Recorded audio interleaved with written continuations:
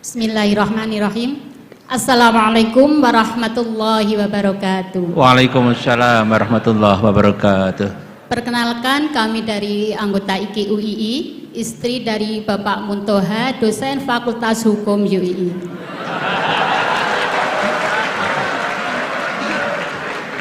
Maaf, tadi diminta oleh mbaknya untuk memperkenalkan diri. Ya, monggo Bu Muntoha ya. Kepada yang terhormat Bapak Profesor Dr. M. Khurai Shihab dan Kiai Haji Ahmad Baharudin Nur Salim.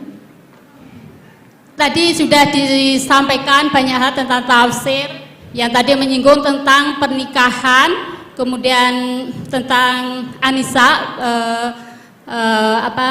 tentang perempuan dan sebagainya. Kemudian saya ingat pada suatu saat saya berdebat dengan suami saya. Bagus ini. Betul ini.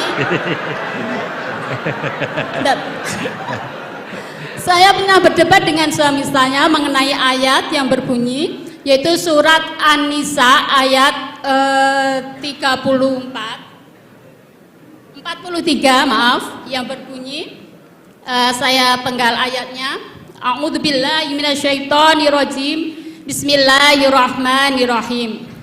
Wa in kuntum mardaa ala safarin aw jaa ahadum minkum minal ghaiti aw lamastumun nisa falam tajidu ma'an fatayammamu sa'idan thayyiban famsahu biwujuhikum wa aydikum innallaha kana afuwan ghafura. Yang jadi pertanyaan adalah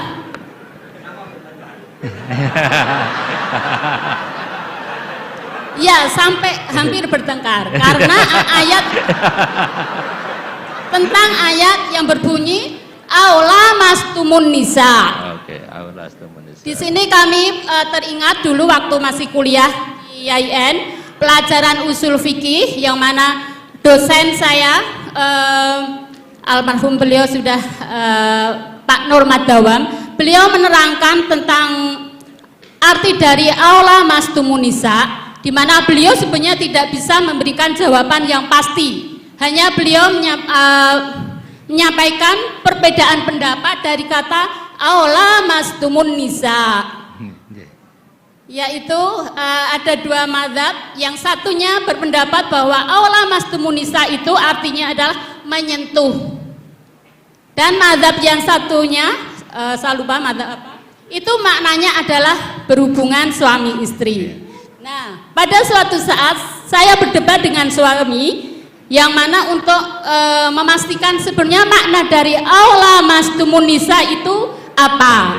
Kemudian suami saya bersikuku bahwa aula mastumun nisa, makna dari menyentuh itu adalah menyentuh kulit.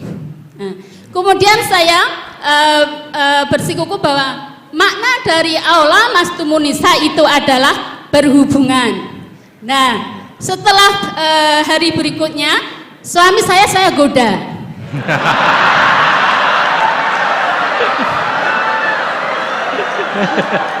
Ini ya, kontekstual ini. Saya goda. Setiap habis wudhu, suami saya goda dengan saya sentuh kulitnya. Kemudian suami saya mengulangi untuk wudhu kembali. Kemudian berikutnya sudah wudhu, saya sentuh lagi. Batal kan? Pendapatnya batal karena aula mastumun nisa tadi pendapatnya adalah menyentuh kulit. Batal. Jadi beberapa kali saya goda suami saya, setelah wudhu saya sentuh kulitnya dan mengulangi wudhunya.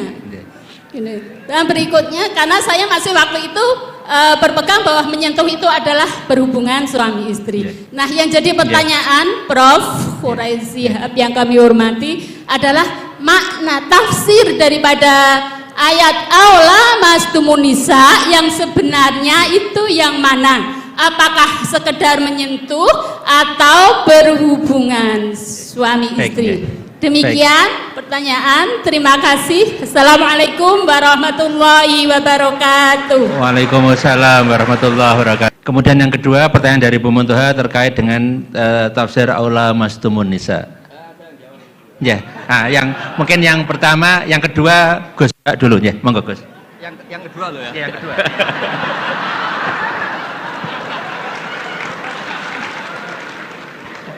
Nggak dijawab juga ya, kenapa bertengkar? Terus pertanyaan kedua, kenapa hanya nyentuh saja tidak diteruskan?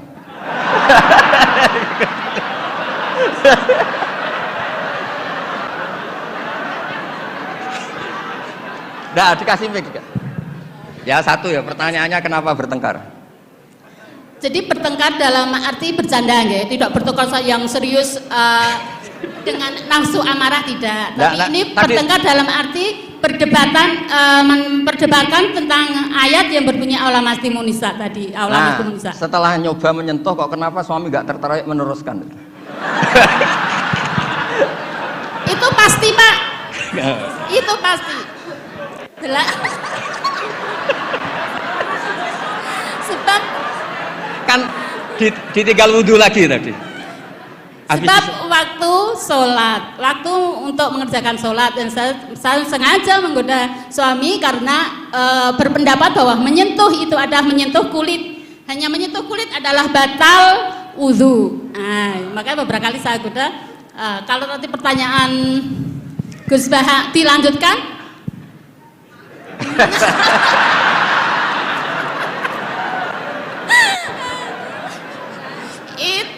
Menunggu waktu. Menunggu waktu. Nggak begini ya. Ini tadi saya minta Pak Warsono ikut berdiri ini yang punya badan wakaf, yang ketua. Begini. Yang jelas jangan memicu kata Pak Rektor dulu MZU dan Newcastle United sama apa? Manchester United. Karena ini sudah jadi madhab identitas. Kalau yang seperti itu NU, seperti ini Muhammadiyah, kayak kunut lah. Kunut itu NU, tidak kunut itu Muhammadiyah. Berarti Imam Syafi'i itu NU, Abu Hanifah itu Muhammadiyah. Begini, kita kan nekuni itu ya, nekuni sekali. Saya bilang nekuni sekali bukan niat sombong enggak, supaya Anda tahu Rektor milih saya jadi ahli tafsir itu tidak salah. Memang benar-benar saya tekuni. Profesor Zaini maksudnya bukan? Dekat. Oh ya ya. Ya tadi karena saya sebenarnya sudah uzlah tadi, yang Pak Kores nggak pernah setuju. Begini ya, dalam kitab Ahkamul Quran yang ditulis Imam Baihaqi meriwayatkan makalah-makalah Imam Syafi'i, beliau jelas ngendikan lamisa dari mulamasah. Mulamasah itu nyentuh. Naha Rasulullah an bai'il mulamasah. Ini saya cerita Imam Syafi'i dulu, nggak cerita suami Anda, enggak cerita Pak Muntaha Anda. Naha Rasulullah an bai'il mulamasah. Nabi itu menyegah, melarang jual beli yang hanya unsur disentuh, kemudian itu pengganti kata luzum. Kali sudah disentuh berarti oke. Sehingga beliau yakin seyakin-yakinnya kalau mulamasah terusan al-jassu bil yad, memang menyentuh. Nah, satu-satunya riwayat yang populer itu adalah Ibnu Abbas. Ibnu Abbas mengartikan awalamas tumun nisa itu au jamak tumun nisa, memang sampai hubungan suami istri. Berarti Anda Ibnu Abbas, suami Anda Imam Syafi'i. Nah, Kiai Jawa itu paling pinter ngerekayasa hukum. Kiai-kiai NU itu kalau keseharian, kalau tersentuh istrinya memang wudhu. Kalau banget-banget diteruskan, cantik banget diteruskan. Saya ulang lagi ya, Kiai NU kalau disentuh istrinya wudhu. Kalau cantik banget diteruskan. Nggak nyindir, ini cerita aja. Pengalaman Gus Ba. Ya, alhamdulillah berarti cantik banget. Nah, tapi kan madhab Syafi'i itu ada problem, yaitu beliau meyakini dan hampir semua ulama meyakini kalau tawaf itu harus suci. Dan kalau berdesaan di Ka'bah, zahmah itu kan pasti kesentuh perempuan. Nah, di bab ini KBIH memberi saran, sudahlah di bab ini intikal madhab, kamu kesentuh perempuan atau sebaliknya tidak batal. Tapi di kehidupan sehari-hari memang perasaannya orang-orang Syafi'i, sebenarnya itu orang Syafi'i bukan orang NU, tapi sudah diambil alih NU. Sampai ketahuan Pak Kures itu kalau di kampung-kampung, enggak Sayyidina NU, enggak Sayyidina ya Muhammadiyah. Kalau kunut, padahal kita yang nekuni madhab tidak ada seperti itu. Ini Syafi'i, ini Maliki ini. Nah, tapi jangan juga nanti terus beralih. Ini madhabnya Pak Muntaha, ini madhabnya istrinya. Wah, malah ada pendiri madhab baru nanti dalam Islam. Ya, jadi konflik Anda, berdebat Anda bagus lah. Jadi kesannya UI itu di rumah pun ilmiah. Gitu. Jangan sampai debat begini, itu gaji kamu di UI hanya sekian, tuntut Pak Warsono, jangan gitu. Itu kan tidak ilmiah. Alhamdulillah lah, itu bagus. Teruskan saja debatnya. Ya jelas ya, memang begitu riwayatnya begitu. Ya Anda nanti terserah. Kalau dalam ilmu tasawuf, madhab itu gampang. Kamu yakin tidak ketemu Allah dengan pendapat itu? Madhabun al-qawwahabi, kalau dalam ulama, hadza madhabi al-qawwahabi. Ini pendapat saya yang sampai ketemu Allah itu saya siap. Makanya saya ini bukan sok-sokan ini mengatur di depan Pak Quraish, saya tidak mungkin bohong. Saya itu jadi kiai besar itu susah dan sungkan. Karena terus dihormati, disubyo-subyo. Jangan-jangan ini bagian duniawi. Sehingga saya kalau di rumah, tanya istri saya, keluarga saya. Kalau di rumah itu saya sering jenguk kiai-kiai madi, ini kiai-kiai kampung. Ini sebagai kafaro saya, jangan-jangan saya kenal rektor UI itu bangga, kenal ketua badan wakaf bangga. Sehingga ini urusannya hanya bangga-bangganan, keren-kerenan. Sampai segitu tradisi di keluarga saya ini, karena ya memang itu tradisi. Dulu itu namanya Imam Syafi'i itu top terkenal, tapi punya mitra debat itu namanya Syaiban Ar-Ra'i. Itu pengembala kambing miskin. Suatu saat Imam Syafi'i jenguk ke Syaiban Ar-Ra'i ini. Tanya, menurut kamu zakat itu wajib pada siapa? Kata Syaiban Ar-Ra'i, menurut kamu apa menurut saya? Ya menurut kamu, saya tanya kamu ya menurut kamu. Ala kulli ghaniyin wa faqirin. Zakat itu wajib bagi orang kaya dan orang fakir. Loh kenapa? Masa orang fakir sudah miskin wajib zakat? Memangnya orang fakir hartanya bersih semua? Enggak kan? Saya memberi contoh itu nyuwun sewu, tambahannya menyinggung.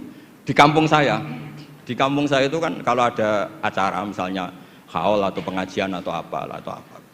Gak mungkin kan di UI tak contohkan acara apa gitu yang pakaiannya serono kan, gak mungkin misalnya acara-acara apa. Itu orang yang hanya beli rafia, ngerti itu sama rafia? Apa bahasa Indonesia rafia itu? Pokoknya rafia. Itu lapangan tuh gak jelas milik siapa. Yang pertama masang rafia itu yang paling berhak menerima apa? Parkir. Dan akhirnya ya dapat uang. Coba itu atas nama fikih itu sah apa enggak? Itu kalau atas nama orang fikir, yang fikir enggak dia tok. Kalau atas nama tamaluk, apa dia memiliki itu, milik orang banyak. Itu banyak tukang parkir yang di kampung saya terus tanya, iya Gus bener jenengan, kita yang tukang parkir itu nanti trotoar juga gitu, hanya modal rafia terus dia berhak. Artinya apa? Rezeki orang miskin juga banyak yang masalah kalau nggak dizakati itu. Terus Imam Syafi'i tertawa-tawa. Ya tertawa-tawa artinya terjadi madzhab bersama. Negara hanya mewajibkan zakat sama orang kaya, karena itu yang harus dituntut kalau udah zakat. Tapi orang miskin silahkan, yang merasa rezekinya juga macam-macam itu juga harus zakat, karena zakat itu filosofinya itu kan tathhirul mal, mensucikan harta. Dan kita tadi, wong nggak ikut punya lapangan, nggak ikut punya trotoar, hanya modal rafia, terus kita yang berhak, orang lain tidak berhak, padahal orang lain ini bisa lebih miskin ketimbang kita. Nah itu pentingnya debat. Itu lebih mutu timbang debatnya suami Anda dan Anda ini, Syaiban Ar-Ra'i. Tapi itu bagus, itu kasih bonus Pak Rektor, itu hebat itu. Di rumah masih debat fikih itu hebat itu.